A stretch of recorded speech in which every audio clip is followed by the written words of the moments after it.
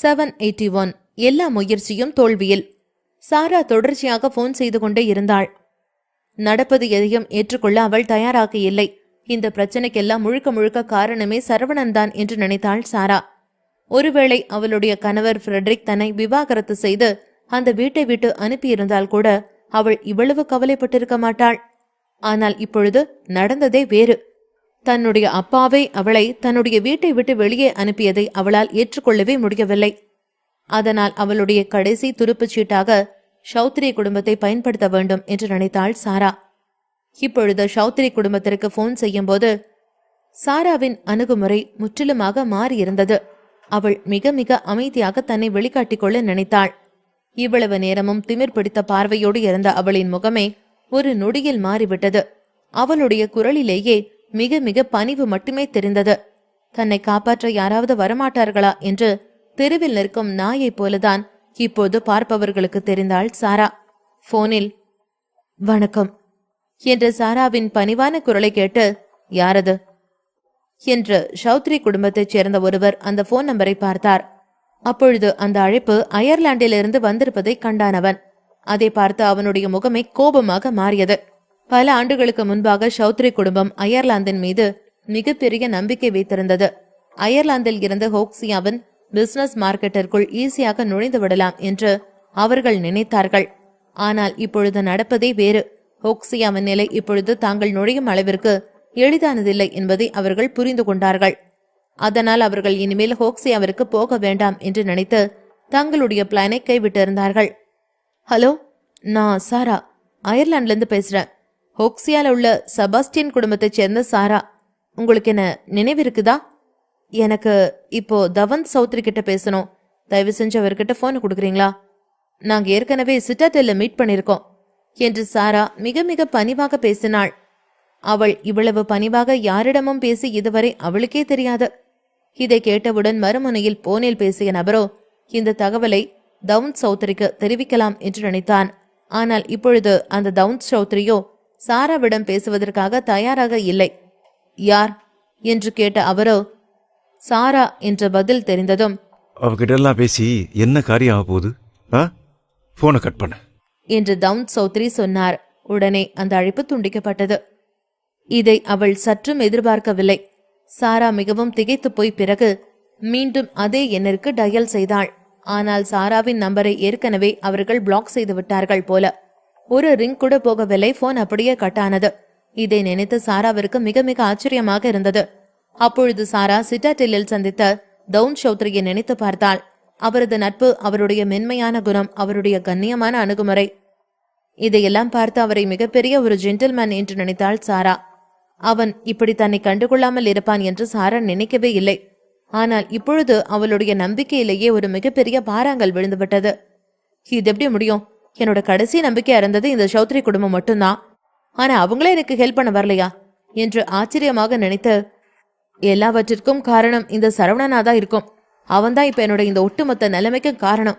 அவன் மட்டும் என் கையில கொட்டச்சான், அவனோட கை காலை தனித்தனியே பிச்சு போட்டுருவேன் என்று சாரா தனியாக நின்று கோபமாக கத்திக் கொண்டிருந்தாள். அவளுக்கு இப்பொழுது என்ன செய்வதென்றே தெரியவில்லை. நீண்ட நேரமாக அப்படியே யோசித்துக் கொண்டிருந்தாள். இன்னும் எந்த ஒரு வழியும் கிடைக்கவில்லை. அப்போது மீண்டும் சாராவின் போன் அடித்தது. சாரா மிகவும் உற்சாகமாக அந்த போனை எடுத்து பார்த்தாள். சௌத்ரி குடும்பத்தைச் சேர்ந்த யாரோதான் தன்னை அழைத்திருக்கிறார்கள் என்று நினைத்து சந்தோஷமாக போனை பார்த்தாள் அவள். ஆனால் அந்த அழைப்பு இப்பொழுது நிஜமாகவே சிட்டாடெல்லில் இருந்துதான் வந்திருக்கிறது. சௌத்ரியின் நம்பர் இல்லை. இந்த நேரத்துல தனக்கு யார் போன் பண்றது என்று கோபமான சாராவோ கோபமான மனநிலையிலேயே அவளுடைய போனை அட்டெண்ட் செய்து ஹலோ என்று சாரா கடுப்பாக கேட்டாள். இந்த நேரத்தில் அவளுக்கு முன்பாக யாராவது வந்தால் அவர்களை அவள் ஒரு பாக்ஸிங் பையை போல நினைத்து குத்து குத்து என்று எல்லோரையும் குத்தி தள்ளி இருப்பாள். அந்த அளவிற்கு கோபம் இப்பொழுது சாராவிடம் இருந்தது. போனின் மறுபுறத்திலிருந்து ஹலோ மிஸ்ஸஸ் சாரா, நான் சரவணனோட ஃப்ரெண்டு பேசுறேன் என்று ஒரு பெண்ணின் குரல் கேட்டது. ஆனால் அந்த வார்த்தையை கேட்டதும் சாரா முற்றிலும் திகைத்து போனாள். அவளுடைய கோபம் இப்பொழுது எல்லையில்லாமல் வானத்தை தாண்டி போனது போல இருந்தது. அவள் வேகமாக தன்னுடைய போனை கட் செய்தாள் சாரா. இப்பொழுது என்ன நடந்து கொண்டிருக்கிறது என்பதை அவள் நன்றாக அறிந்திருந்தாள். இவ்வளவு பெரிய இன்வெஸ்டர்கள் வரும் அளவிற்கு ஃப்ரெட்ரிக் அவ்வளவு திறமையானவர் ஒன்றும் இல்லை என்பது சாராவிற்கு மிக நன்றாகவே தெரியும். 20 வருஷமா அவன் கூட குப்பை கொட்டியிருக்கேன். அவனால் இதெல்லாம் பண்ணவே முடியாது. கண்டிப்பா இப்ப நடந்த இந்த பிரச்சனைக்கும் சரவணனுக்கும் ஏதோ பெரிய தொடர்பு இருக்கும். ஆனா அதுதான் எப்படின்னு எனக்கு தெரியல. சரவணனை போல எதுக்கும் உதவாத ஒரு உதவாக்கார பையனால இவ்வளவு பெரிய இன்வெஸ்டர்ஸ் எல்லாம் எப்படி கட்டுப்படுத்த முடியும்? என்னால நம்ப கூட முடியல என்று தனியாக ரோட்டில் நின்றபடி புலம்பிக் கொண்டிருந்தாள் சாரா. அயர்லாந்துல இருக்கிற பெரிய பெரிய இன்வெஸ்டர்ஸ் எல்லாம் ஆல்பர்ட் குடும்பத்துல இன்வெஸ்ட் பண்றாங்களா? இதை என்னால நம்பவே முடியல. இதுக்கு பின்னாடி கண்டிப்பா ஏதோ பெரிய கை இருக்கு. ஆனா கண்டிப்பா அது சரவணனா இருக்காதுன்னு தான் நான் நினைக்கிறேன் என்று சாரா தனக்குள்ளேயே நினைத்து கொண்டிருந்தாள். அந்த நேரத்தில் அவளுடைய தொலைபேசிக்கு ஒரு மெசேஜ் வந்தது. சாரா அதை பார்த்துவிட்டு மெசேஜில் என்ன இருக்கிறது என்று படித்தாள். அதில், ஹாய் சாரா, நான் இப்போ உங்களை பார்த்துக்கிட்டு தான் இருக்கேன். நான் சரவணனோட முன்னாள் காதலி. என் பேர் ஜெஸ்ஸி. சரவணனை பத்தின தகவல்கள் அனைத்தும் என்கிட்ட இருக்கு. அதை வச்சு அவனோட ஆட்டத்தையே முடிக்கலாம். நம்ம இப்போ மீட் பண்றது கண்டிப்பா உங்களுக்கு ரொம்ப ரொம்ப பெரிய ஹெல்ப்பா இருக்கும்னு நான் நினைக்கிறேன். ஏன்னா மீட் பண்ணலாமா என்று அந்த மெசேஜில் இருந்தது. அந்த செய்தியை பார்த்ததும் சாராவின் முகம் முற்றிலுமாக மாறியது.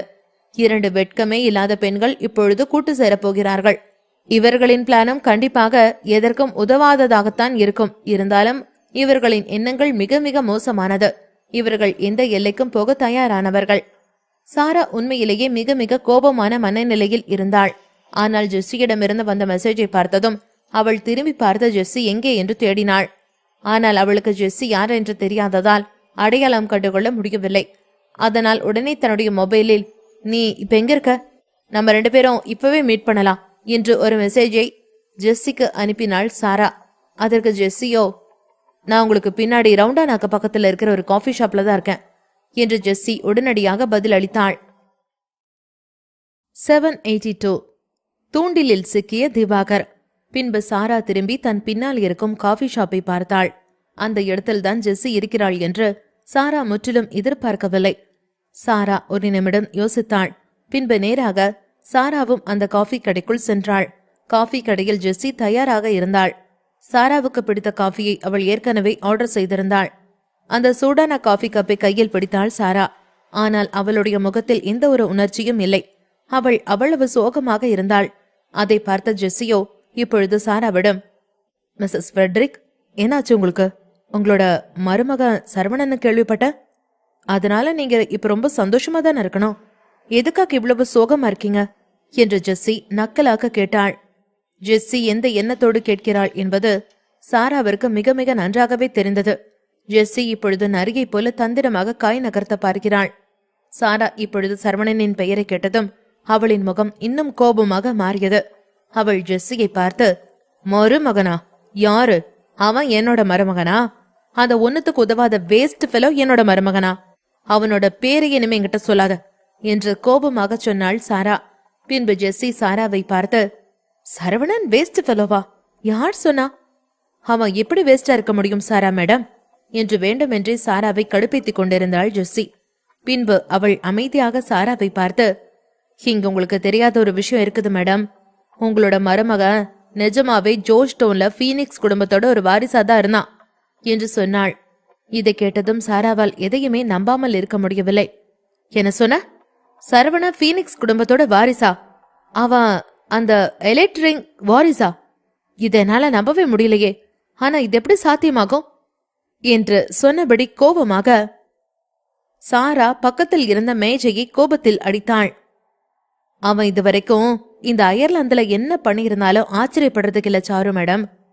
ஆனா இதுக்கு மேலேயும் அவன் ஃபீனிக்ஸ் குடும்பத்தோட வாரிசு இல்ல என்று ஜெஸ்ஸி சொல்ல, அந்த வார்த்தைகள் சாராவை மிக மிக சந்தோஷமாக்கியது. அவளுடைய மனம் ஒரு நிமிடம் நிம்மதி அடைந்தது. அவன் எவ்வளவு பெரிய ஆளா வேணா இருக்கட்டும், ஆனா வெறும் ஒரு கஞ்ச பையன்தான்.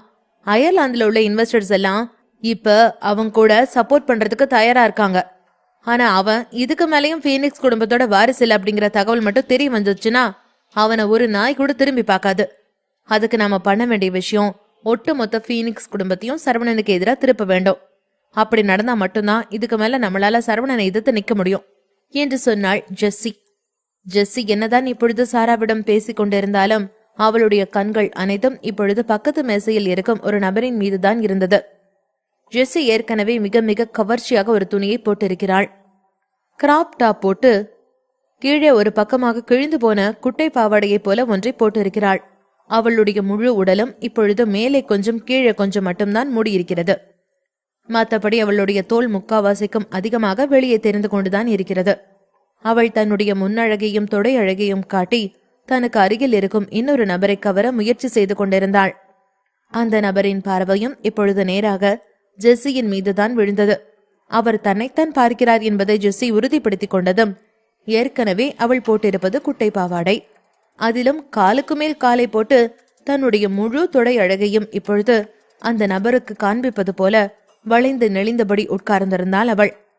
அவளை பார்க்கும் சாதாரண நபர் யாராக இருந்தாலும் கன்னத்தில் பொளிர் பொளிர் என்று அறைவார்கள். அந்த அளவு அவள் அவலட்சணமாக இருந்தாள்.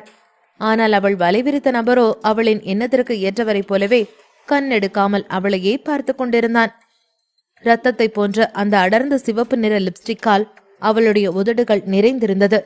அந்த உதடுகளில் லேசான சிரிப்பும் இப்பொழுது தெரிந்தது. அதற்கு அர்த்தம் அவள் போட்ட தூண்டிலில் அந்த மீன் சரியாக வந்து மாட்டிக்கொண்டது என்பதுதான். இதை சாராவும் கவனிக்க தவறவில்லை. அவள் ஜெஸ்ஸியை பார்த்து, சரி அதெல்லாம் இருக்கட்டும், நீ பாக்குறதுக்கே கொஞ்சம் வித்தியாசமா இருக்க, நீ எதுக்காக என்ன இப்ப பார்க்க விரும்பின என்று ஜெஸ்ஸியிடம் நேரடியாகவே கேட்டாள் சாரா. அதற்கு ஜெஸ்ஸியோ, எல்லாம் ஒரு காரணமா தான் மேடம், எதிரிக்கு எதிரி நண்பன்னு கேள்விப்பட்டிருக்கீங்களா? அதே மாதிரிதான் எனக்கும் சரவணனை பழி வாங்கணும், உங்களுக்கும் இதுக்கு மேல உங்க செல்ல மருமகனை பழி வாங்கணும்னு ஒரு எண்ணம் இருக்கலான்னு நான் நினைச்சேன். அதுக்காக என்கிட்ட ஒரு பெரிய ட்ரம் கார்டு இருக்கு, அதை யூஸ் பண்றதுக்காக தான் உங்களை கூப்பிட்டேன். உங்களுக்கு என்னோட ஹெல்ப் வேண்டாம் அப்படின்னா சொல்லுங்க, நான் தனியாவே பாத்துக்கிறேன் என்று சொன்னாள் ஜெஸ்ஸி. அந்த நேரத்தில் இவ்வளவு நேரமும் பக்கத்து மேசையில் இருந்து ஜெஸ்ஸியையே பார்த்து கொண்டிருந்த நபர் இப்பொழுது அங்கிருந்து வெளியேற தயாரானான். அவன் இப்படி அங்கிருந்து கிளம்புவதை பார்த்து அவன் அவளுக்கு பக்கத்தில் வந்ததும் ஜெஸ்ஸி அவனுடைய கைகளை பிடித்து அவன் மீது சாய்ந்தாள். அந்த நபரும் கூட கொஞ்சமே வெட்கம் இல்லாமல் அவளை பார்த்துவிட்டு தன்னுடைய விசிட்டிங் கார்டை எடுத்து அவளுக்கு முன்பாக நீட்டினான். நீ ஃப்ரீயா இருக்கும்போது என்ன கூப்பிடு, நாம 2 பேரும் மீட் பண்ணலாம் என்று சொன்னபடி அவன் அங்கிருந்து கிளம்பினான்.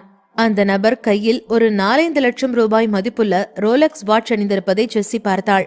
கண்டிப்பாக அவன் ஒரு பெரிய பணக்காரனாகத்தான் இருக்க வேண்டும் என்று நினைத்தாள் அவள்.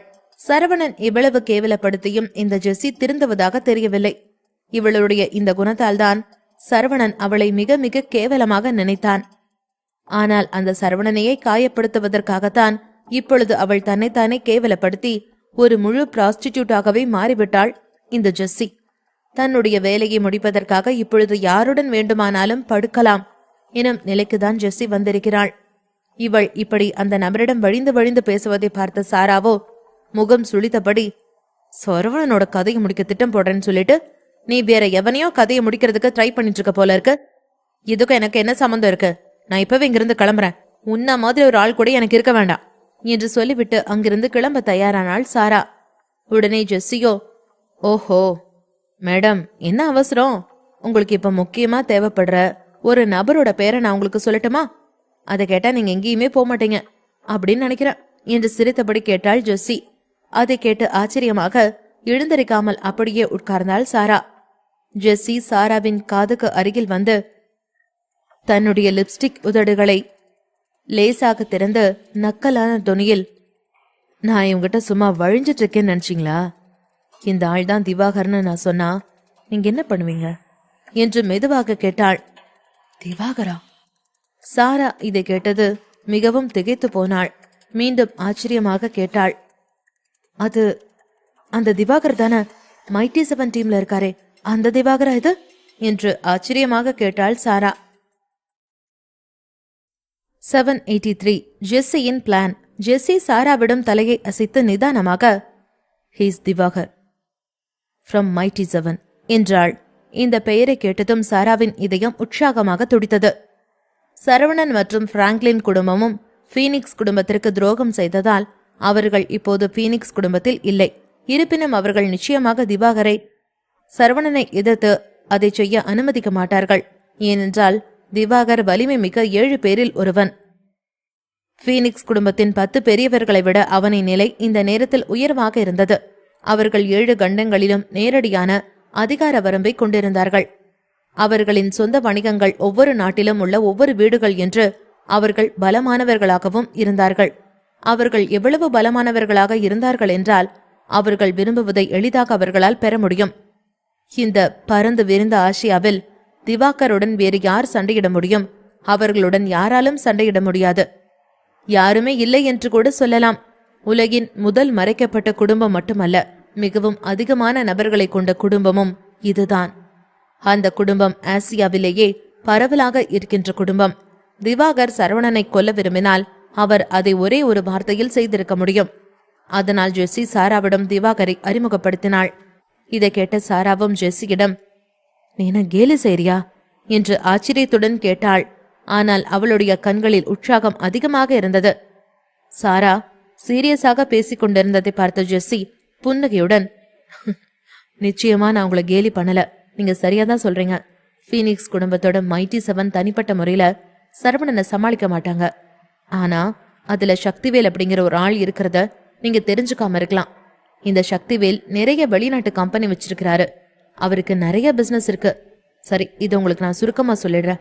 என்னை நம்பி இதை என்கிட்ட கொடுத்தது விதுரன்.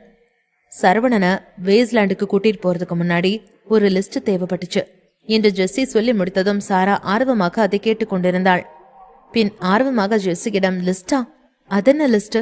என்று கேட்டாள். அவளுடைய ஆர்வத்தை பார்த்து ஜெஸ்ஸி லேசாக சிரித்துவிட்டு, "அது சரவணன் பரம்பரையை வச்சிருந்த பிசினஸோட லிஸ்ட். நீங்க ஜெயிச்சிட்டீங்க அப்படின்னா விதுரன் அதை உங்களுக்கு கொடுத்துருவாரு. இது ஒரு நல்ல டீல் தானே?" விதுரன், திவாகர், இந்த 2 பேரோட அர்த்தம் என்னன்னு இன்னும் அவங்களுக்கு தெரியல என்று ஜெஸ்ஸி பேசும்பொழுது தன் குரலை தாழ்த்தி கொண்டு சொன்னாள். அவள் குரலில் சலனம் நிறைந்திருந்தது. அது சாராவிற்கும் நன்றாகவே தெரிந்திருந்தது. விதுரன் வலுவான பெஸ்வானி குடும்பத்தைச் சேர்ந்தவர். மேலும் அவர் ஒரு முன்னாள் சர்வதேச கூலிப்படையை வழி நடத்தியவர். பல பிசினஸை கைப்பற்ற ஃபீனிக்ஸ் குடும்பத்திற்கு உதவினார். எல்லாவற்றிற்கும் மேலாக அவர்களின் நிலையை பாதுகாக்கவும் உதவினார். குறிப்பாக சில பிசினஸ் மேன்களிடம் ஃபீனிக்ஸ் குடும்பத்திற்கு ஒரு ஒப்பந்தம் செய்ய உதவினார். எல்லாவற்றிற்கும் பிறகு பெஸ்வானி குடும்பத்தின் நிலை வழக்கத்தை விட அதிகமாகவே இருந்தது. அவர்கள் ஆசியாவில் ஃபீனிக்ஸ் குடும்பத்தின் தலைவரானார்கள். இப்போது வரை அவர்களின் நிலை இன்னும் வெல்ல முடியாதபடியாகத்தான் இருக்கிறது. இன்று பெஸ்வானி குடும்பத்தின் பலம் மிகவும் பயங்கரமாக உள்ளது. ஒவ்வொரு ஆண்டும் மேஜர் ஆசியாவில் உள்ள நிதி குழுக்கள் ஒரு முறை பெஸ்வானி குடும்ப வீட்டிற்கு செல்வார்கள். ஆனால் இதை துளியும் பொருட்படுத்தாமல் பெஸ்வானி குடும்பம் முதலீடு செய்தோ இல்லையோ, பெஸ்வானி குடும்பத்தில் உள்ளவர்களின் வேலைக்காக இந்த குடும்பங்கள் இன்னும் ஏதாவது கண்டிப்பாக செய்வார்கள். இல்லையெனில் அதன் விளைவுகளை யாரும் கற்பனை செய்து பார்க்க முடியாத அளவிற்கு அதிகமாக இருக்கும். ஆசியாவில் உள்ள அனைத்து தொழில் முனைவோரும் ஒரு குளத்தில் சிறிய மீன்களாக இருந்தால் பெஸ்வானி குடும்பம் குளத்தின் மீன்களை பிடிக்கும் கொக்காக இருக்கும். அவர்களின் அனைத்து பிசினஸும் மிகப்பெரியது மட்டுமல்லாமல் விலை உயர்ந்தும் கூடவாகவும் இருக்கும். மேலும் ஜெஸ்ஸி சொன்னதை பற்றி சில நிமிடங்கள் யோசித்துவிட்டு, "எனக்கு தெரியும், பெஸ்வானி ஃபேமிலியில் இருக்கிற விதுரன் ரொம்பவே திறமையான ஆள்தான்" என்று சொல்லி சாரா ஆழ்ந்த பெருமூச்சு விட்டாள். ஜெஸ்ஸி சொன்ன தகவல்களை கேட்ட பிறகு தன்னை அமைதிப்படுத்திக் கொள்ள நினைத்து அவள் பெருமூச்சு விட்டு அமர்ந்திருந்தாள். அதிர்ஷ்டவசமாக அவளை சுற்றி நிறைய விஷயங்கள் நடந்து கொண்டிருந்தன. அவளுக்கு உதவுவதற்கு நிறைய பேர் இருந்தார்கள். இல்லையெனில் விதுரன் போன்ற ஒருவரை பற்றி சாரா அறிந்து கொள்ள இயலாமல் போயிருக்கும். சாரா சொன்ன விதுரன் மற்றும் திவாகர் ஆகிய 2 ஆண்களால் மட்டும்தான் ஜெஸ்ஸியை நம்ப முடியும் என்று உணர்ந்தாள். ஆனால் இந்த 2 பேரும் சாதாரண மக்களுக்கு கண்டிப்பாக தெரியாது. சாரா ஜெஸ்ஸியிடம், "நான் இப்ப என்ன செய்யணும்? நான் அப்படி செய்யறதுனால எனக்கு என்ன கிடைக்கும்?" என்று கேட்டாள் சாரா. எப்பொழுதும் நேரடியாக மற்றும் தீர்க்கமான முடிவுகளில் நம்பிக்கையாக இருந்தாள். ஜெஸ்ஸி தான் உட்கார்ந்திருந்த சீட்டில் இருந்து எழுந்து மறுபடியும் உட்கார்ந்து ஒரு காலை தூக்கி அவள் கால் மேல் போட்டு சிரித்தாக சிரித்து கொண்டாள். பின் சாராவை பார்த்து, "இது ஒன்னும் அவ்வளோ பெரிய விஷயமே இல்ல. ஆனா ஒரே ஒரு சிக்கல் இருக்கு. சரவணனை எனக்கு தெரியும். உங்களோட மகள் நல்லா தான் இருக்கா. இப்போதைக்கு அதுதான் சரவணனுக்கு முக்கியம். அதனால நீங்க சரவணனை பாக்குறதுக்கு திரும்பி போங்க. நான் சொல்ற மாதிரி பண்ணுங்க. அடுத்தடுத்து நீங்க என்ன செய்யணும்னு நான் உங்களுக்கு இன்ஸ்ட்ரக்ஷன் கொடுக்குறேன். பதிலுக்கு உங்களுக்கு என்ன கிடைக்கும்னு கேட்டீங்கல்ல, அது இன்னும் ரொம்ப ஈஸியான ஒண்ணுதான். அந்த குடும்பத்தால நீங்க நினைக்கிற எதை வேணும்னாலும் வாங்கலாம். நீங்க நினைக்கிறத விட பெரிய அங்கீகாரம் கூட கிடைக்கும். திவாகரோட ஒரு சில வார்த்தையால நீங்க சௌத்ரி ஃபேமிலிக்கு தலைவரா கூட ஆகலாம். அதுக்கும் வாய்ப்பு இருக்கு" என்று சொன்னாள். ஜெஸ்ஸியின் இந்த வார்த்தைகளை கேட்ட சாராவிற்கு இதயத்தில் இடி விழுந்தது போல இருந்தது. திவாகருடன் சேர்ந்து வேலை செய்யும் வாய்ப்பு அவளுக்கு கிடைத்தது. ஆனாலும் அவர் வெற்றி பெற கொஞ்சம் தொலைவிலேயே இருப்பதாக அவள் நினைத்து கொண்டிருந்தார். சௌத்ரி குடும்பத்தின் தலைவராக இருக்க முடியும் என்றால் செபாஸ்டின் குடும்பத்தைச் சேர்ந்தவர்களும் ஆல்பர்ட் குடும்பத்தைச் சேர்ந்தவர்களும் எதிர்காலத்து சாராவை பார்க்கும்போது தரையில் குனிந்து மண்டியிட வேண்டும் என்று அர்த்தமா? இவையெல்லாம் நினைத்து சாராவிற்கு உள்ளம் அதிர்வது போல இருந்தது. ஆனால் மறுபக்கம் சிறிய உற்சாகத்துடனும் இருந்தார். இருப்பினும் அவர் வேண்டுமென்றே தன்னுடைய உள்ளத்தில் இருக்கும் உற்சாகத்தை அடக்கி அமைதியாக இருப்பது போல நடித்தார். அவர் மீண்டும் ஜெஸ்ஸியிடம் பேசினார். சரி, நாம் அப்புறம் பார்க்கலாம். இது நல்லாதான் இருக்கு, பட் ஒர்க் அவுட் ஆகுமான்னு தெரில. எதுவா இருந்தாலும் டீல் பண்ணிக்கலாம் என்று சொல்லிவிட்டு அந்த காஃபி ஷாப்பை விட்டு வெளியேறினார். பின் சாரா இங்கிருந்து கிளம்பியதும் ஜெஸ்ஸி சாரா செல்வதை பார்த்து பின் தன்னுடைய திட்டம் நிறைவேறிவிட்டதாக மனத்திற்குள் நினைத்து சிரித்துக் கொண்டிருந்தாள். மேலும் சரவணனை பற்றி தெரிந்து கொள்ள அவள் நினைத்தது இன்வெஸ்டிகேஷன் செய்ய ஆரம்பித்தாள். ஜெஸ்ஸி சரவணனை எப்படியாவது பழிவாங்க வேண்டும் என்ற எண்ணத்தில் எதையோ செய்து கொண்டிருந்தாள். தன்னால் முடிந்த காரியங்களையெல்லாம் அவள் சரவணனுக்கு எதிராக செய்து கொண்டிருந்தாள். 784 பெஸ்வானி குடும்பத்தின் அழைப்பு. தாரிகாவின் பெற்றோர் நேர்மையானவர்கள் மற்றும் பணக்காரர்கள் என்பதை ஜெஸ்ஸி அறிந்திருந்தாள். ஒருவேளை அவர்கள் பணக்காரர்களாக இல்லை என்றாலும் அவர்கள் நல்ல மனிதர்களாக இருந்தார்கள். அதனால் அவர்களின் மதிப்பு யாராலும் எப்பொழுதும் பாதிக்கப்படாது. ஜாயின் பெற்றோரை பொறுத்தவரை அவர்களுடைய அந்தஸ்து யாராலும் நெருங்க முடியாத அளவிற்கு இருக்கிறது என்பதையும் ஜெஸ்ஸி அறிந்திருந்தாள். அபி குடும்பத்தின் மீது சரவணன் முதலீடு செய்திருந்தது. அதனால் இப்பொழுது அவர்களின் பல்பொருள் அங்காடியாக கோஸ்டோன் மாறிவிட்டது. கோஸ்டோனில் மிகப்பெரிய பல்பொருள் அங்காடி மற்றும் பெரிய பெரிய கடைகளை அவர்கள் வைத்திருந்தார்கள். அதனால்தான் அபி ஃபேமிலி அவர்களின் வாழ்க்கையில் முன்னேற்றம் அடைந்து வந்தார்கள். இதையெல்லாம் யோசித்துக் கொண்டிருக்கும் பொழுது ஜெஸ்ஸி இதெல்லாம் கூடாது, அவன் தன்னுடன் மட்டுமே பழக வேண்டும் என்றும் தன்னை ஒப்பிடுகையில் அவர்கள் அனைவருமே அழகில் கொஞ்சம் குறைவுதான் என்றும் நினைத்து கொண்டிருந்தாள். தாரிகா, ஜாய், அபி இவர்களை தவிர்த்து எலினாவை மட்டும் ஜெஸ்ஸி கொஞ்சம் அதிகமாகவே வெறுக்கும் அளவில் இருந்தாள். எலினா ஜெஸ்ஸியை விட அழகாகவும் பார்த்தவுடன் மயக்கும் தோற்றத்திலும் இருந்தாள். அவள் எலினாவை பார்த்து இவ்வளவு அழகான பெண் இந்த உலகில் இருக்க முடியுமா என்று நினைத்தாள். எலினாவை சாதித்து விட்டால் அவள் இந்த உலகை சாதித்து விட்டதாக கருதினாள்.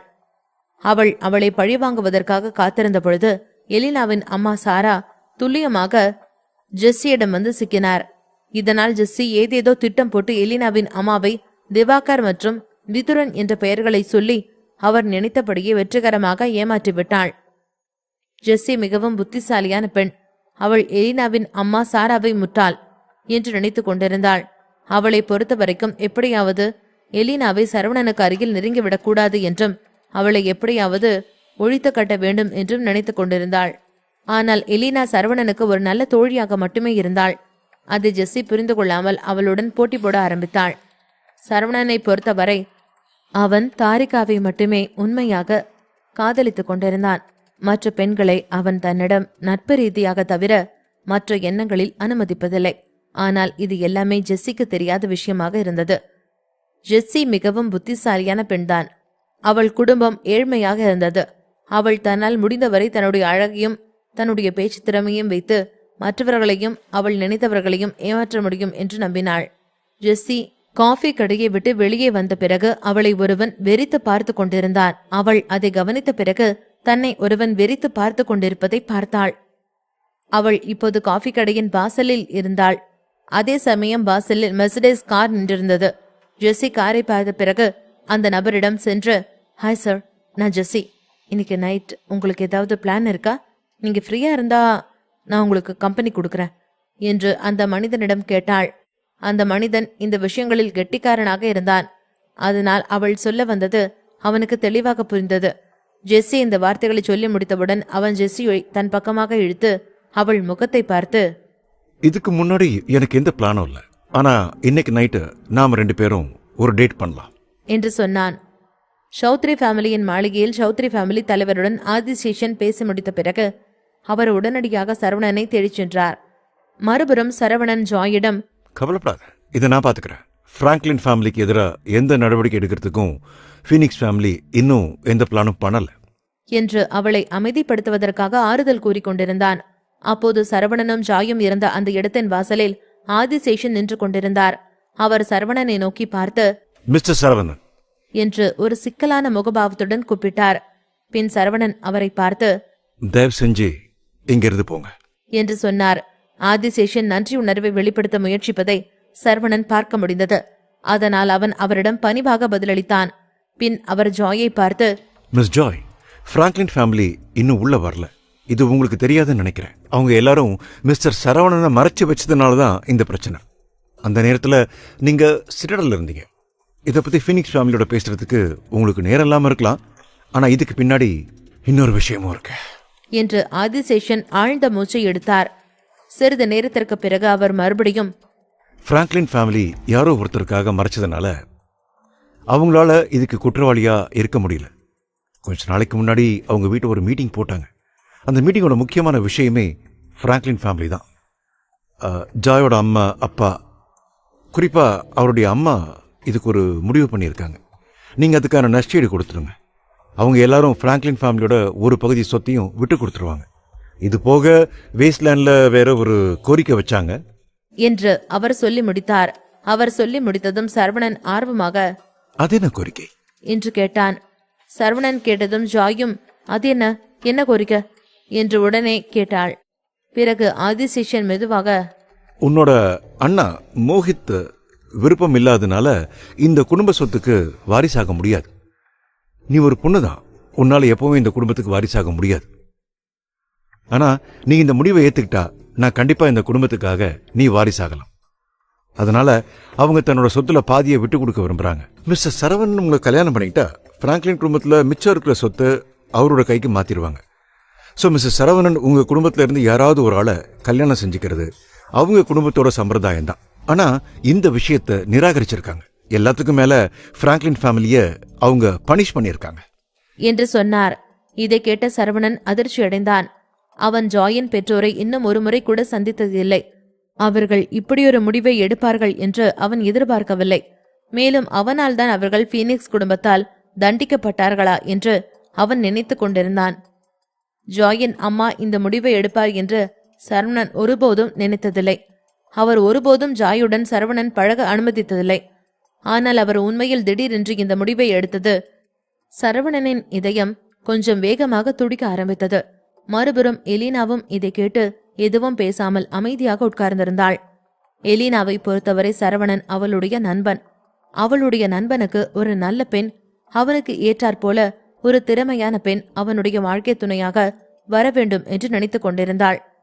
ஆதிசேஷன் சொன்னதை கேட்டு கொண்டிருந்த சரவணன் திடீரென்று அவரிடம், இப்ப ஜாயோட அம்மா அப்பா எங்க இருக்காங்க என்று கேட்டான். சரவணன் கேட்ட கேள்விக்கு ஆதிசேஷன், அவங்க 2 பேரும் வேஸ்ட்லேண்டை விட்டு வெளியே போயிட்டாங்க. அவங்கள பத்தி எந்த செய்தியும் இதுவரைக்கும் கிடைக்கல. நாங்களும் எவ்வளவோ தேடி பார்த்தோம். ஆனா அது எங்களுக்கு உதவல. ஒரு சிலர் அங்க கப்பல் விபத்துல அவங்க இறந்துட்டாங்கன்னு சொல்றாங்க. அது எந்த அளவுக்கு உண்மைன்னு எங்களுக்கு தெரியல என்று தலையை அசைத்து கூறினார். ஜாயின் பெற்றோர்கள் கப்பல் விபத்தில் இறந்து விட்டார்கள் என்று ஆதிசேஷன் சொன்னார். அதை கேட்ட ஜாய் மிகவும் கோபமாக எழுந்து நின்று அவரிடம், நீங்க என்ன சொல்றீங்க? முட்டாள்தனமா பேசுறீங்க. என்னோட அம்மா அப்பா இப்படி கப்பல் விபத்துல செத்துருப்பாங்க என்று அதிர்ச்சியாக கேட்டாள். ஜாயின் கோபத்தை பார்த்த ஆதிசேஷனுக்கு என்ன சொல்வதென்று தெரியவில்லை. அவரால் விளக்கவும் முடியவில்லை. இருந்தாலும் ஜாயால் அவளுடைய பெற்றோரை தொடர்பு கொள்ள முடியவில்லை என்பது உண்மைதான். இந்த நேரத்தில் சௌத்ரி குடும்ப மாளிகையின் கதவுக்கு வெளியே ஒரு அசிஸ்டன்ட் அவசரமாக வந்து கொண்டிருந்தார். அவருடைய கையில் ஒரு சிவப்பு பெட்டி இருந்தது. அந்த பெட்டிக்குள் ஒரு அழைப்புதல் இருந்தது. மேலும் அந்த பெட்டியில் பெஸ்வானி என்ற பெரிய வார்த்தை எழுதப்பட்டிருந்தது. இந்த வார்த்தை மிகவும் அழகான கையெழுத்தில் எழுதப்பட்டிருந்தது. பெட்டியை திறந்ததும் அதன் தகவல் விவரமாக உள்ளே எழுதப்பட்டிருந்தது. இது உண்மையாகவே பெஸ்வானி குடும்பத்தின் அழைப்பு என்று அதிலிருந்து தெரிந்து கொள்ளலாம். ஜூலியஸ் தனது அறையை விட்டு வெளியேறியதும் பெஸ்வானி குடும்பத்தின் அழைப்பு என்று கேள்விப்பட்டவுடன் அவர் உடனே சந்தோஷப்பட்டார். பின் தனது மனதிற்குள், இன்னைக்கு என்ன நடந்துகிட்டு இருக்கு? இன்னைக்கு சௌத்ரி ஃபேமிலி ரொம்பவே அதிர்ஷ்டசாலி தான். பெஸ்வானி குடும்பம் சௌத்ரி குடும்பத்துக்கு இன்விடேஷன் அனுப்பியிருக்காங்க என்று நினைத்துக்கொண்டே நடந்து சென்று தன்னுடைய கைகளால் அதை எடுத்துக்கொண்டார். அது பல சதாப்தங்களாக இருந்தது. இந்த பல வருடங்களில் இதுவே முதன் முறையாக அவர்களை சௌத்ரி குடும்பம் என்று உணர வைத்தது. இந்த இன்விடேஷன் அவர்கள் மீண்டும் எழுதுவதற்கு ஒரு உதவிகரமாக இருந்தது. இந்த நேரத்தில் சாராவும் திரும்பி அந்த இடத்திற்கு வந்தார். சாரா ஜெஸ்ஸியுடன் காஃபி சாப்பிட்ட பிறகு அவர் வேறு ஒரு நபராக மாறிவிட்டார். அவர் தன் தோற்றத்தை மாறி பார்ப்பதற்கு மிகவும் பிரகாசமாக இருந்தார். அவருக்கு முன்பிருந்த அகங்காரம் முற்றிலும் போயிருந்தது. சாரா சௌத்ரி குடும்பத்திற்கு திரும்ப வந்த பிறகு அவரை யாரும் கவனிக்கவில்லை என்பதை உணர்ந்தார். ஆனால் அவர் சிறிது கூட சங்கடமாக உணரவில்லை. பின்னர் சாரா அங்கு சுற்றி பார்த்தார். அந்த இடத்தில் அவருடைய மகள் எலினாவை கண்டதும் அவர் அவளின் அருகில் சென்றார். எலினா சாரா தன் அருகில் வந்த பின் என்ன செய்ய போகிறார் என்பதை அறிந்திருந்தாள். அதனால் சரவணனை நோக்கி திரும்பி பார்த்து, சரவணா, நீங்க இருந்த ஜாயை கூட்டிட்டு போ, இங்க என்ன நடந்தாலும் நான் பாத்துக்கிறேன், நீ எதை பத்தியும் நினைக்காத என்றாள். சரவணன் இப்போது சாராவை பார்க்க விரும்பவில்லை. அதனால் அவன் எலினா சொன்னதை கேட்டு தலையசைத்துவிட்டு அங்கிருந்து கிளம்பினான். அவன் அங்கிருந்த ஜாயை அழைத்துக் கொண்டு கொல்லைப்புறத்தில் இருந்த தோட்டத்திற்குள் சென்றான். இதையெல்லாம் பார்த்து கொண்டிருந்த ஜாய் தன்னுடைய ஆன்மாவை இழந்தவள் போல இருந்தாள். அவள் கொல்லைப்புறத்தை அடைந்ததும் அவளுடைய முகம் கண்ணீரால் நிறைந்திருந்தது. அவள் கலங்கிய கண்களோடு சரவணனை பார்த்து, சரவணா, என்னோட அம்மா அப்பாக்கு ஏதாச்சும் ஆயிருக்குமா? எனக்கு ரொம்ப பயமா இருக்கு. எனக்கு இப்பவே அவங்கள பார்க்கணும் போல இருக்கு என்று அழுது கொண்டே சொன்னாள். ஜாய் அழுது கொண்டே பேசுவதை பார்த்த சரவணன், ஜாய், அதெல்லாம் ஒன்னும் இருக்காது, நீ எதை நினைச்சு கவலைப்படாத. இப்ப எதுக்கு நீ அழுதுகிட்டு இருக்க என்ற ஜாயின் தலையை தட்டியபடி அன்பாக சொன்னான். ஆனால் வாயளவில் அவன் பதிலளித்து விட்டாலும் உண்மையில் இதை எப்படி சமாளிப்பது என்று அவனுக்கும் தெரியவில்லை. சரவணன் ஜாயின் பெற்றோரை இதுவரை முறையாக சந்தித்ததில்லை. இருப்பினும் அவர்கள் தன் சொத்தை வேறு ஒருவருக்கு மாற்ற நினைத்ததால் பீனிக்ஸ் ஃபேமிலியால் தண்டிக்கப்பட்டார்கள். அதனால் சரவணன் கொஞ்சம் குற்ற உணர்ச்சியுடன் இருந்தான். அவன் ஜாயின் அம்மாவை நினைவு கூர்ந்தபோது அவரை பற்றிய அணுகுமுறையில் ஒரு தவறான புரிதல் இருப்பதாக அவன் நினைத்தான். அந்த நேரத்தில் ஜாயின் தாய் தன் மகள் தன் அந்தஸ்துக்கு நிகரான ஒரு கணவனை திருமணம் செய்ய முடியும் என்று அவர் நம்பினார். பெரிய பீனிக்ஸ் குடும்பத்தில் மணமகனும் மணமகளும் நன்றாக பொருந்துவது மிக முக்கியமான ஒரு விஷயமாக இருந்தது. ஜாயின் அம்மா தன்னுடைய மனதில் ஏற்கனவே தன்னை அவருடைய மருமகனாக பார்த்திருக்க வேண்டும் என்று அவன் நினைத்திருந்தான். அவன் ஜாயை பார்த்து, கவலைப்படாத, அவங்களுக்கு எதுவும் ஆகாத மாதிரி கண்டிப்பா நான் பாத்துக்கிறேன், நான் இருக்கேன், நீ எதுக்கும் கவலைப்படாத என்று சரவணன் அவளிடம் ஆறுதல் கூறினான். இருப்பினும் ஜாயால் இன்னும் அமைதியாக இருக்க முடியவில்லை. சிறிது நேரம் கழித்து அவள் செல்போனை எடுத்து அவளது பெற்றோரின் எண்ணை மீண்டும் டயல் செய்தாள். ஆனால் போனில் மறுபுறம் இருந்து எந்த பதிலும் அவளுக்கு கிடைக்கவில்லை. ஜாயின் கை கால்கள் கட்டுக்கடங்காமல் நடுங்க ஆரம்பித்தது. அவளுடைய உடல் அதிகமாக குளிராக இருந்தது. ஆனால் அதையெல்லாம் வெளிக்காட்டிக் கொள்ளாமல் சரவணனை பார்த்து, இல்ல, நான் கவலைப்படல என்று சொன்னாள். மேலும் சரவணனிடம், என் அப்பா அன்னைக்கு என்கிட்ட பேசியிருந்திருக்கணும். அவர் வீட்டை விட்டு வெளியில போறதுக்கு முன்னாடி அவர்கிட்ட ஏதோ தப்பு இருக்குன்னு நான் நினைச்சேன். என்னோட அப்பாவும் அம்மாவும் எது என்கிட்ட மறைக்கிறாங்கன்னு எனக்கு தோணுச்சு. ஆனா நான் அவங்க கிட்ட இதை பத்தி எதுவும் கேட்கவில்லை. நானும் எதுவும் சொல்லல. அவங்க ரொம்ப நாள் அப்படிதான் இருந்தாங்க. அப்போ கொஞ்ச நாள் கழிச்சு நான் என்னோட அம்மாட்ட கேட்டேன்.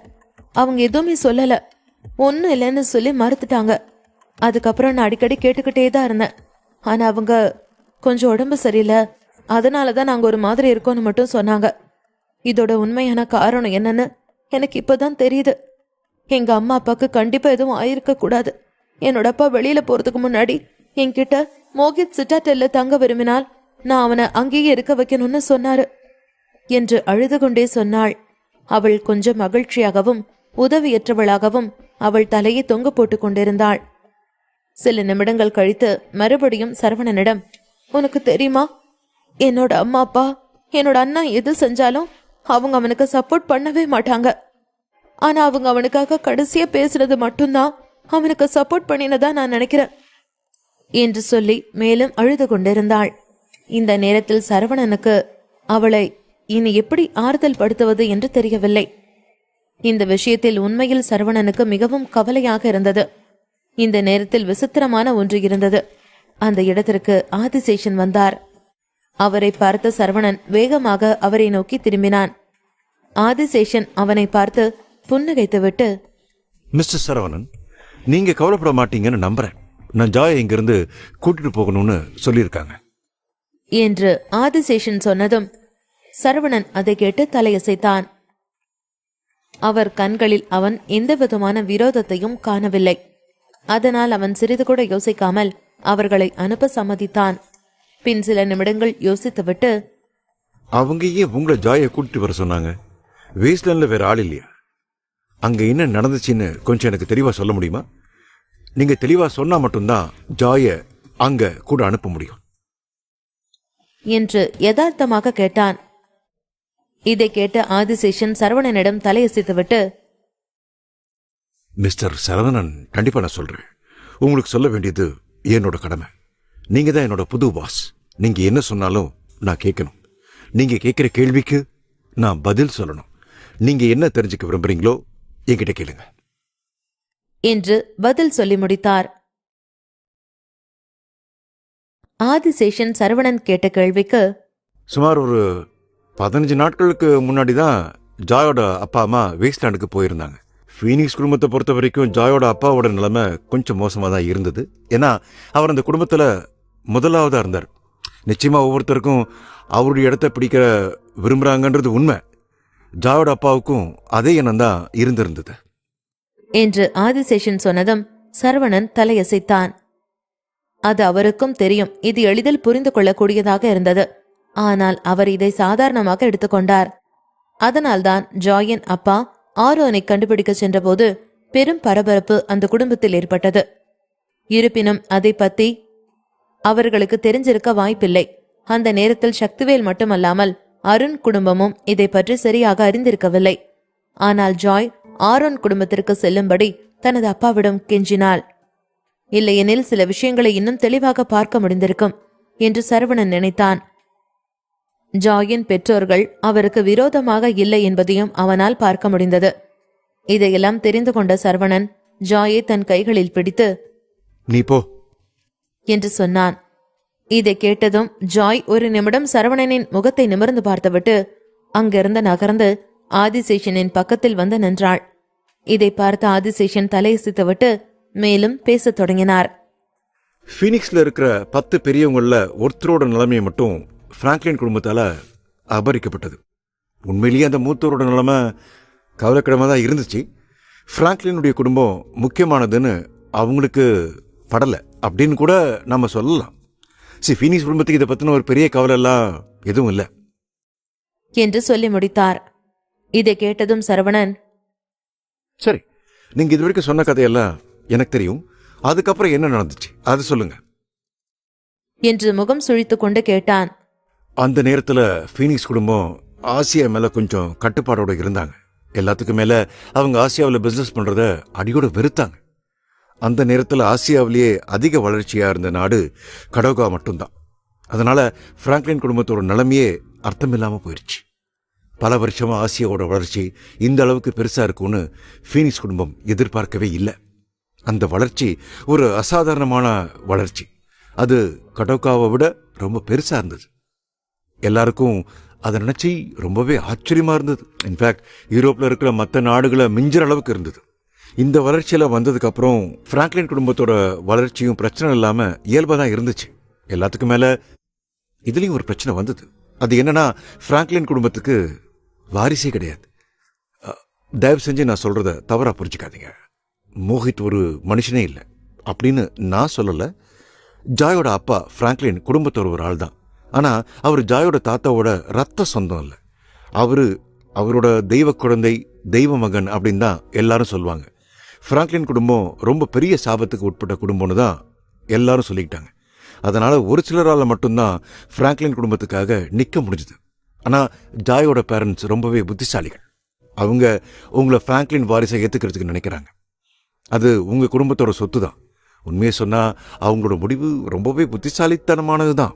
அவங்க நிலைமையில இருக்கிற யாரா இருந்தாலும் இப்படித்தான் யோசிச்சிருப்பாங்க. ஆனா இவ்வளவு புத்திசாலித்தனமான ஒரு முடிவு எடுத்திருப்பாங்களான்னு கண்டிப்பா சொல்ல முடியாது. ஆனா இப்ப வேஸ்ட்லேண்ட் பரிதாபமான நிலைமையில அவங்கள விட ஒரு படி மேல இருக்கு.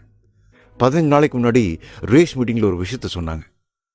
யாருமே ஆனா அதை ஃபாலோ பண்ணல. நான் கூட அதை செய்யல.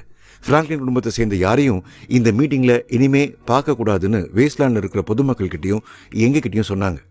கடல்ல கூட பிராங்க்லின் குடும்பத்தோட கப்பலுக்கு ஏதோ நடந்துச்சுன்னு சிலர் ஏதோ சொன்னாங்க. சிலர் கப்பல் கவுந்துருச்சுன்னு சொன்னாங்க, சிலர் சுனாமி வந்துருச்சுன்னு சொன்னாங்க, சிலர் அலையிலேயே போயிருச்சுன்னு சொன்னாங்க, ஏன் இன்னும் சிலர் கப்பல்ல நடந்த விபத்துல அவங்க இறந்துட்டாங்கன்னு சொன்னாங்க.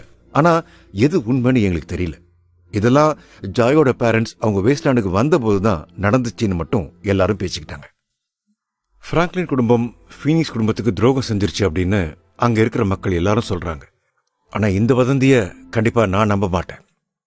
இந்த வதந்தி உண்மை இல்லைன்னு சொல்றதுக்கு யாரும் முன் வரல. அது ஒரு பக்கம்.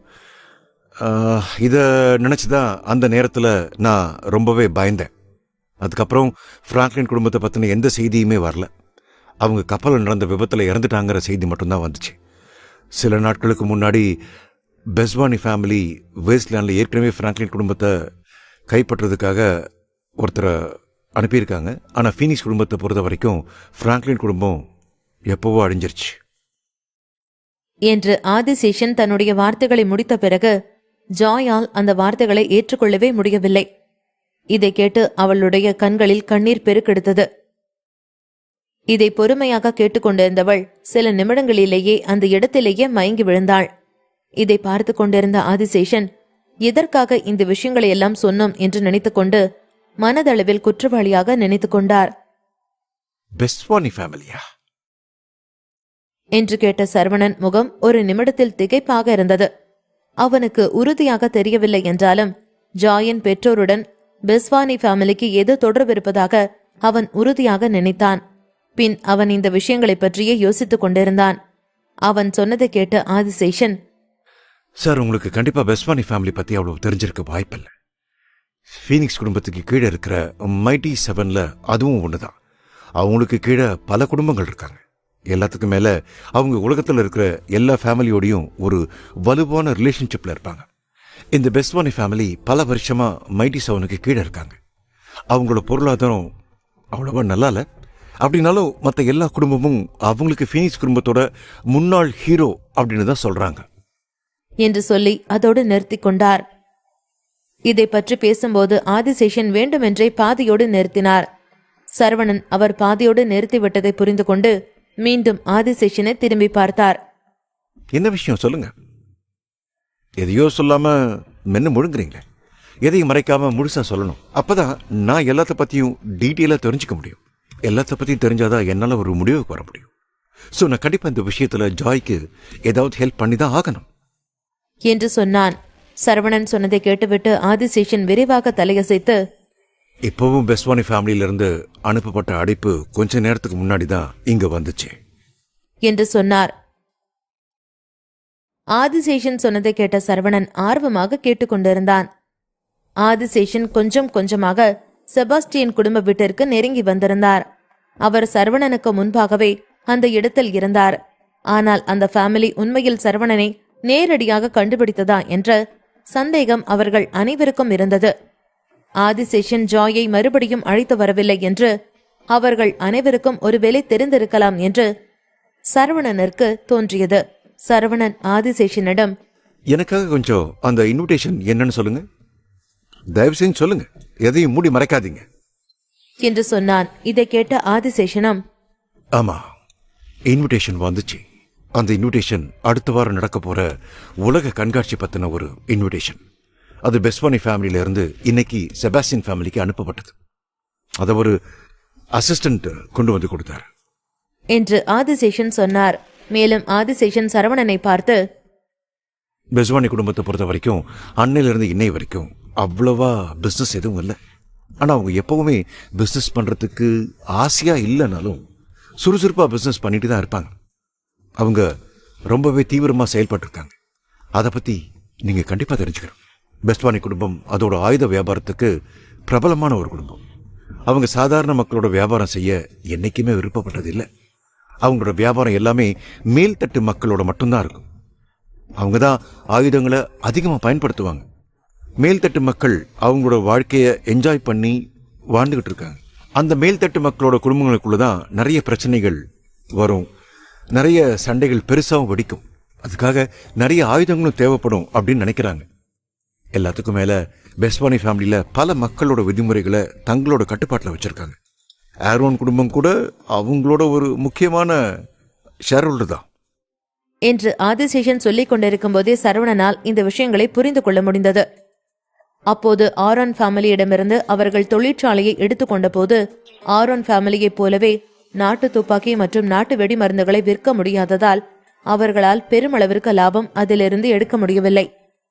ஆனால் அது அவருக்கு நிறைய மூலதனத்தை கொடுத்தது. இந்த நேரத்தில் சரவணனுக்கு கீழ் இருந்த அந்த அண்டர் கிரவுண்ட் அமைப்பு ஏற்கனவே செயல்பட ஆரம்பித்திருந்தது. ஆதிசேஷனிடம் சரவணன், உலக கண்காட்சி பத்தி எனக்கு கொஞ்சம் டீட்டெயிலா சொல்ல முடியுமா? அதாவது நீங்க இன்னும் அதை பத்தி சரியா என்கிட்ட சொல்லல. எனக்கு அதை பத்தி இன்னும் கொஞ்சம் தெரிஞ்சுக்கணும் என்று சரவணன் கேட்டான். ஆதிசேஷன் மறுபடியும் சரவணனுக்கு அதை பற்றி விளக்க ஆரம்பித்தார்.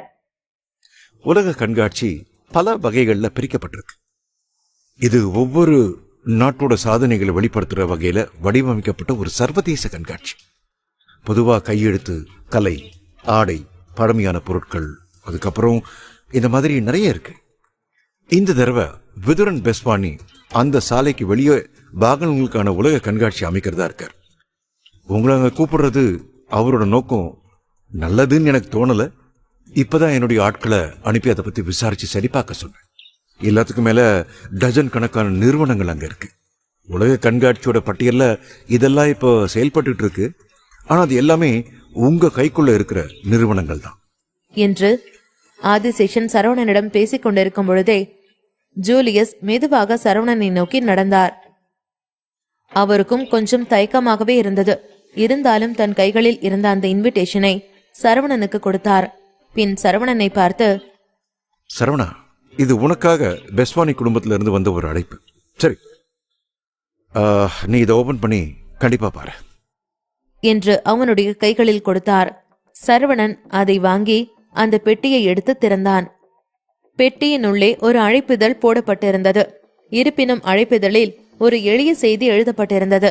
அதில், நீங்கள் அவர்களின் உயிரை காப்பாற்ற விரும்பினால் வாருங்கள். இது இன்விடேஷனே இல்லையே என்று சொன்னான். பெஸ்வானி குடும்பத்தைச் சேர்ந்தவர்கள் ஒரு தொழில் அதிபர்களாக தெரியவில்லை. அவர்கள் ஒரு ரவுடி கூட்டம் போலவும் ஒரு குண்டர்கள் கூட்டம் போலவும் இருந்தார்கள். தொழிலதிபரான ஆதிசேஷன் இதை பார்த்தவுடன் அதனுடைய அர்த்தத்தை தெளிவாக என்னவென்று புரிந்து கொண்டார். அவர்கள் என்னவென்று தீர்க்கமாக யோசிப்பதற்குள் இந்த இன்விடேஷனை கொடுத்த அந்த ஜூலியஸ் வெகு தூரம் சென்றிருந்தார். பெஸ்வானியின் குடும்பம் சிறிதும் பயப்படாமல் சரவணன் அச்சுறுத்தி அவர்களிடம் வர வைப்பதற்காக இந்த இன்விடேஷனை அனுப்பியிருந்தார்கள். அவர்கள் ஜாயின் பெற்றோரின் வாழ்க்கையை உண்மையிலேயே அவர்களுக்கு சாதகமாக பயன்படுத்திக் கொண்டார்கள். இதை பார்த்ததும் சரவணன் கோபத்துடன் தன் முஷ்டிகளை இறுக்கிக் கொண்டான். அவன் கண்கள் கோபத்தில் உக்கிரமாக காட்சியளித்திருந்தன. சரவணனுடைய கோபத்தை பார்த்த ஆதிசேஷன் சரவணனை பார்த்து, சார், இந்த விஷயத்தை நான் சமாளிச்சுக்கிறேன். நான் வேஸ்ட்லாண்டுக்கு போகும்போது அவங்களுக்கு நான் ஒரு நல்ல பாடம் சொல்லி கொடுக்குறேன்.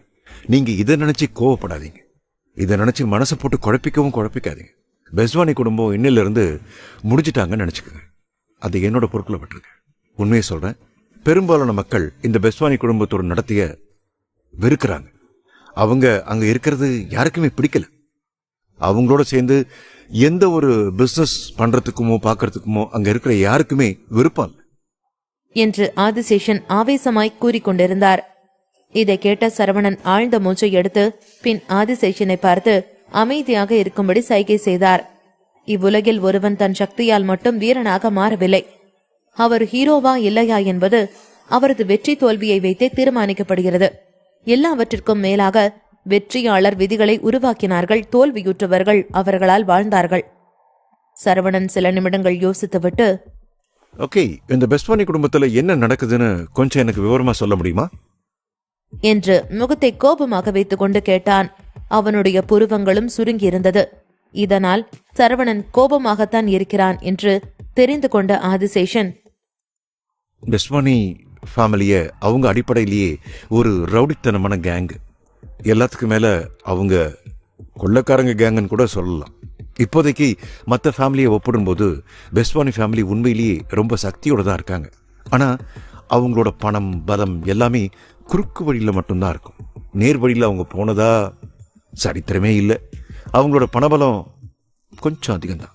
அவங்களுக்கு எல்லாத்துக்கும் மேல அதிகமான இன்கம் வேற வருது. எல்லா நிறுவனமும் அவங்களுக்கு பயந்து அவங்களுக்கு 20% பங்கு கொடுத்துதான் ஆகணும் என்று ஆதிசேஷன் விளக்கினார். இந்த வார்த்தைகளில் அவர் தன்னுடைய வலிகளை பற்றியும் பேசிக் கொண்டிருந்தார். இதை கேட்ட சரவணன், நிஜமாவே 20% பங்குன்னு ஒன்று இருக்கா? இதை பத்தி எனக்கு இதுவரைக்கும் எதுவும் தெரியலையே என்று சரவணன் தன் மனதிற்குள் நினைத்துக் கொண்டான். சரவணன் தன் மனதில் நினைத்துக் கொண்டதை அறிந்து கொண்ட ஆதிசேஷன், இது நியாயம் இல்லை அப்படின்னாலும் ரொம்பவே சாதாரண விஷயம்தான் என்று அவர் சரவணனுக்கு பதிலளித்தார். அவருடைய பதிலை கேட்ட சரவணன், அந்த நிறுவனங்கள் எல்லாமே அந்த பங்கு கொடுக்க மாட்டேன்னு சொன்னாங்கன்னா அவங்க என்ன பண்ணுவாங்க? ஒருவேளை ஸ்ட்ரைக் பண்ணாங்க அப்படின்னா, இல்ல ஏதாவது ஒரு குடும்பம் கொடுக்க முடியாதுன்னு சொன்னாங்கன்னா அவங்க என்ன செய்வாங்க என்று சரவணன் கேட்டான். பெஸ்வானி ஃபேமிலிக்கு அங்க இருக்கிற நிறுவனங்கள் எல்லாமே அவங்களோட 20% பங்கு கொடுக்க முடியாதுன்னு சொன்னா அவங்க என்ன பண்ணுவாங்க? அவங்கள எதிர்த்து எல்லாரும் ஸ்ட்ரைக் பண்ணா அவங்களால என்ன செய்ய முடியும் என்று சரவணன் ஆதிசேஷனிடம் கேட்டான். இதை கேட்ட ஆதிசேஷன் முகம் சுழித்துவிட்டு, அப்படியெல்லாம் நடக்கிறதுக்கு சாத்தியமே இல்லை. உண்மையிலேயே இதுக்கு முன்னாடி எல்லா நிறுவனங்களும் பெஸ்வானி ஃபேமிலியோட கோரிக்கையை மறந்துருக்காங்க. ஆனால் இப்போதைய நிலைமையில எல்லாருமே பொருளாதார ரீதியா முன்னேறிட்டு தான் நினைக்கிறாங்க. பொதுவாக நம்ம மக்கள் எல்லாருமே பணத்தை சார்ந்து தான் இருக்காங்க. ஆனால் அவங்களுக்கு தேவையானதை விட அதிகமாகவே சம்பாதிக்கிறாங்க. அவங்க திறமைக்கு ஏற்ற சம்பளம் தான் அவங்களுக்கு கிடைக்கவும் செய்யுது. இது தவிர எல்லாருமே வருஷத்துக்கு மில்லியன் கணக்கில் லாபத்தை பார்க்குறாங்க. சொந்த தொழில் பண்ணுற எல்லாருமே அவங்களோட பிஸ்னஸில் அதிக அளவில் லாபம் பார்க்கறதுனால தான் அவங்களால இந்த 20% ஒரு குடும்பத்துக்குன்னு கொடுக்க முடியுது. எல்லாத்துக்கும் மேலே அவங்க மேலே இருக்கிற மரியாதைன்னு சொல்ல முடியாது, ஒரு விதத்தில் பயம்னு சொல்லலாம் என்று பேசி முடித்தார். ஆதிசேஷன் மூச்சு விடுவதற்காக சில நொடிகள் தன்னுடைய பேச்சை நிறுத்தினார். இந்த இடைவெளியில் சரவணன் தன்னுடைய ஆர்வத்தை அடக்கிக் கொள்ளாமல், அதுக்கப்புறம் இதுல உங்களுக்கு என்ன பயம்னு சொல்லுங்க என்று கேட்டான். அவனுடைய இந்த ஆர்வத்தை புரிந்து கொண்டு ஆதிசேஷன் லேசாக சிரித்துவிட்டு, அதுக்கப்புறம் ஒரு சில குடும்பத்தோட பிசினஸ் சரியா போகாததுனால அந்த குடும்பத்தோட பிசினஸும் அந்த குடும்பமும் இல்லாமலே போயிடுச்சு. முதல்ல இது ஒரு சாதாரண காரணமா தான் இருந்தது. அவங்களோட குடும்பத்துல பயங்கரவாதியோட தாக்குதலும் குண்டு வெடிப்பு சம்பவமும் நடந்துச்சு. இதனால அவங்களோட ஃபேக்டரியில கிட்டத்தட்ட 300 பேருக்கு மேல இறந்து போயிட்டாங்க. அதுக்கப்புறம் தான் எதிர்மறையான நிறைய நியூஸ் வெளியில வர ஆரம்பிச்சது. அந்த ஊர்ல இருக்கிற உள்ளூர் அதிகாரிகளுக்கு இதை பத்தின நேரடியான விஷயம் தெரிஞ்சிருக்கு. அதனால அவங்க அவங்களோட ஃபேக்டரியை மூடிட்டாங்க. இதுல ரொம்பவே பயப்படுற மாதிரியான விஷயம் என்ன அப்படின்னா, இவ்வளவு பெரிய குடும்பம் திவாலானதுக்கு அப்புறமும் இந்த குடும்பத்தில் இருக்கிற எல்லாருமே அடைக்கலம் தேடி வேற வேற நாட்டுக்கு ஓடிட்டாங்க. ஆனா அதை எதிர்பாராத விதமா அவங்க எல்லாம் கப்பல்ல போயிட்டு இருக்கிறப்போ அங்க நடந்த ஒரு விபத்துல இறந்துட்டாங்க அப்படின்ற செய்தி மட்டும்தான் வந்துச்சு. அதிக எண்ணிக்கையில மக்கள் எல்லாரும் கடல்ல சடலமா இருந்தாங்க. சாதாரண மக்களுக்கு கூட தெரியும், நிறைய சரக்கு கப்பலும் ஆளுங்க பயணிக்கிற கப்பலும் கூட சின்ன சின்ன படகும் கூட ஒரு சில உடல்களை கண்டுபிடிக்கிறது ரொம்பவே சிரமம்தான். ஆனா இதுல செய்தியாளர்களும் அங்க வந்திருந்தாங்கிறது தான் சகிச்சிக்க முடியாத உண்மை. யாரோ அவங்களை கொண்டுட்டு செய்தியாளர்களுக்கு தகவல் கொடுத்த மாதிரி அப்பட்டமா தெரிஞ்சுது. தன்னை எதிர்க்கிறவங்கள கொன்னுடுவோன்னு சொல்லி எல்லாருக்கும் எச்சரிக்கை கொடுக்கறதா பெஸ்வானி ஃபேமிலி ஒரு முழு குடும்பத்தையும் கொன்னுட்டாங்க. அவங்க உண்மையிலேயே இரக்கமில்லாதவங்க தான். அவங்களுக்கு தேவையானது கிடைக்கிறதுக்காக அவங்க என்ன வேணாலும் பண்ணுவாங்க, யாரை வேணாலும் கொல்வாங்க, எந்த லெவலுக்கும் போவாங்க. அது 100 பேரா இருந்தாலும் அவங்க கொஞ்சம் கூட தயங்க மாட்டாங்க. இதுக்கெல்லாம் அப்புறமும் ஒரு சில குடும்பம் அவங்கள எதிர்க்கணும்னு தான் நினைக்கிறாங்க. ஆனா அதோட விளைவு இன்னும் மோசமா இருக்கும்னு நினைச்சு அவங்களால எதுவும் செய்ய முடியல. ஒரு சிலர் பெரிய பெரிய அதிகாரிகள் கிட்ட சொல்லி தடை விதிக்க சொல்லியும் தண்டனை கொடுக்க சொல்லியும் கேட்டாங்க. ஆனா அப்படி அவங்களுக்கு தண்டனை கிடைச்சதுக்கு அப்புறமும் கம்ப்ளைண்ட் கொடுத்தவங்களோட குடும்பத்துல யாரும் உயிரோட இல்ல என்று சொல்லி ஆதிசேஷன் நடுங்கினார். அவர் பயத்தோடுதான் இவ்வளவு விஷயங்களையும் சரவணனிடம் சொல்லிக் கொண்டிருந்தார். ஆனாலும் அவர் பெஸ்வானி ஃபேமிலியை அடக்குவதற்கு யாராவது வருவார்கள் என்று நம்பிக்கையுடனும் முழு மனதுடனும் இருந்தார். இருந்தாலும் சக்திவேல் ஃபீனிக்ஸ் ஃபேமிலியின் சிம்மாசனத்தில் இருந்து விலக வேண்டிய சூழ்நிலை ஏற்பட்டது. அதனால் பெஸ்வானி ஃபேமிலிக்கு இருந்த ஒரே ஒரு எதிரி காணாமல் போயிருந்தார். இப்போது பெஸ்வானி ஃபேமிலி தடுக்க முடியாத மற்றும் வெல்ல முடியாத ஒரு இடத்தில் இருக்கிறது. ஆதிசேஷனும் சரவணனும் உரையாடலை முடித்தவுடன் ஜாய் கொஞ்சம் நகர்ந்தாள். ஜாய் பின்னர் நிமிர்ந்து அவர்களை பார்த்தாள். அவள் முகத்தில் கண்ணீர் இன்னும் உலரவில்லை. இருப்பினும் அவள் கண்கள் மீண்டும் கண்ணீரால் நிரம்பிக் கொண்டே இருந்தது. அவள் மறுபடியும் அழுவதை பார்த்த சரவணன் அவள் பக்கத்தில் சென்று, கவலைப்படாத, உன்னோட அம்மா அப்பா எல்லாம் நல்லா தான் இருப்பாங்க, அவங்களுக்கு எதுவும் ஆயிருக்காது, நான் சொல்றேன்ல என்று அவனால் முடிந்தவரை அவளுக்கு ஆறுதல் கூறினான். அவள் சரவணனின் பேச்சை கேட்டுவிட்டு மீண்டும் மீண்டும் தலையை ஆட்டினாள். அவள் தலையை ஆட்டிய போது அவளுடைய அழகான முகத்திலிருந்து கண்ணீர் கிட்டத்தட்ட கீழ் விழுந்து கொண்டே இருந்தது. பின் சில நிமிடங்கள் யோசித்துவிட்டு, சரவணா, நீ பொய் சொல்ற, நீ ஒரு லையர். இப்ப நீங்க பேசிட்டு இருக்கிறது நான் கேட்டனே. நான் என்ன சின்ன குழந்தைன்னு நினைச்சியா, இல்ல எனக்கு காது கேட்காதுன்னு நினைச்சிட்டியா? நீங்க பேசுறது எதுவும் எனக்கு புரியாதுன்னு நினைச்சு பேசிட்டு இருக்கியா? என் அம்மா அப்பாக்கு எதுவும் ஆயிடுச்சு, அவங்க இறந்துதான் போயிருக்கணும். எல்லாரும் என்னென்னவோ சொல்றீங்க, ஆனா என்னால எதையுமே தாங்கிக்க முடியல. எனக்கு ரொம்ப கவலையா இருக்கு. இனிமே இந்த உலகத்துல எனக்காக யாரும் இல்ல. நான் என்ன பண்ண போறேனோ எனக்கு தெரியல என்று சொல்லிக்கொண்டு ஜாய் அழுது கொண்டிருந்தாள். அவள் அழுவதை பார்த்து சரவணன் கவலையாக அவளையே பார்த்து கொண்டிருந்தான். அவனுடைய பார்வையில் அவள் 20 வயதான ஒரு சிறிய குழந்தைதான். ஆனால் முடிந்தவரை அவளை கண்ணும் கருத்துமாக பார்த்து கொள்ள வேண்டும் என்று நினைத்தான். அந்த சிறிய குழந்தை அழுவதை அவளுடைய பார்வையில் இருந்து பார்க்கும்போது அவனால் தாங்கிக் கொள்ள முடியவில்லை. அவன் மறுபடியும் ஜாயை பார்த்து, நான் தான் சொல்றேன்ல, நீ கவலைப்படாத, அவங்களுக்கு எதுவும் ஆயிருக்காது. நம்மளால அவங்கள போன்ல ரீச் பண்ண முடியாம போனதுல ஒன்றும் பிரச்சனை இல்லை. அவங்க கடல்ல இருந்திருக்கலாம், கப்பல்ல இருந்திருக்கலாம், அங்க எந்த சிக்னலும் இருக்காது. கொஞ்ச நாள்ல அவங்களே திரும்பி வந்துருவாங்க என்று ஆறுதல் சொன்னான். சரவணன் சொன்னதை கேட்டு ஜாய், இல்ல, நீ என்கிட்ட போய் சொல்ற. அவங்க 15 நாள் கடல்லையே இருக்காங்க, பட்டினியா கூட இருந்திருக்கலாம். ஏதேதோ போய் சொல்ற. இல்ல, எங்க அப்பா அம்மாக்கு ஏதோ ஆயிடுச்சுதான். இனிமே இந்த உலகத்துல எனக்கு யார் இருக்கா என்று சொல்லி அழுது புலம்பிக் கொண்டிருந்தாள். அவள் சொல்வதை கேட்டு சரவணனுக்கு கோபம் வந்தது. அவன் கோபப்பட்டாலும் மறுபக்கம் அவனுக்கு அவளை பார்த்து கவலையாகவும் இருந்தது. ஜாயிடம், கவலைப்படாத, நான் போய் விதுரனை தேடிட்டு வரேன் என்று சொல்லிவிட்டு அங்கிருந்து நகர்ந்தான். ஆதிசேஷன் அவனை சமாதானப்படுத்த முயன்றார். ஆதிசேஷன் சரவணனிடம், சார், உங்களால கண்டிப்பா முடியாது. நீங்க அங்க போனா உங்களுக்கும் அதே நிலைமைதான். நீங்க இப்போ அவங்கள கண்டுபிடிக்க போனீங்கன்னா விதுரன் இன்விடேஷனை உங்களுக்கு கொடுத்ததுக்கு ஒரு காரணம் இருக்கணும். அது என்னன்னு முதல்ல நம்ம கண்டுபிடிப்போம். நீங்க அவசரப்பட்டு அங்க போக வேண்டாம் என்று ஆதிசேஷன் சொன்னார். ஆதிசேஷன் சொன்னதை கேட்டு சரவணன், ஓ, அப்ப நான் அவரை பார்த்து பயப்படுறேன்னு சொல்றீங்களா என்று கோபமாக கேட்டான். இதை கேட்டு ஆதிசேஷன் ஒரு நிமிடம் திகைத்து போனார். அவருக்கு திடீரென்று என்ன சொல்வதென்றே தெரியவில்லை. வீட்டு வாசலில் இன்விடேஷனை அனுப்பிய அந்த நபர் இன்னும் வெளியே செல்லவில்லை. நீங்க ஏன் இங்க இருக்கீங்க? இன்னும் ஏன் நீங்க வெளியில போகல என்று ஜூலியஸ் தனிப்பட்ட முறையில் இந்த நபரின் அருகில் சென்று கேட்டார். எல்லாவற்றிற்கும் மேலாக இந்த நபர் விதுரனுடைய ஆட்களில் ஒருவர். எனவே ஜூலியஸ் அந்த நபரை புறக்கணிக்க துணியவில்லை.